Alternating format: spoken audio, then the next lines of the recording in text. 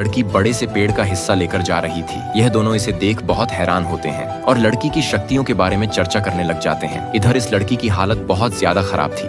लड़की बोलती है कि तुम इतनी जल्दी थक गए, अभी हमें बहुत सारा काम करना है, और वह आगे की ओर निकल जाती है। अचानक लड़का इन लोगों से कहता है कि इस लड़की के पास इतनी शक्ति कैसे आ गई। ये लोग लड़के को देख कहते हैं, हमें नहीं पता, आप यहाँ से चले जाइए हैं। इसके बाद लड़की इस लड़के को अध्ययन करवा रही होती है। शाम के समय जब ये लोग बाजार में होते हैं कि अचानक एक आदमी अपना पागल घोड़ा लेकर बाजार में आता है कि तभी लड़का इस लड़की को घोड़े से टकराने से पहले पकड़ लेता है। इसके बाद यह लोग एक दूसरे को प्यार भरी नजरों से देखने लग जाते हैं।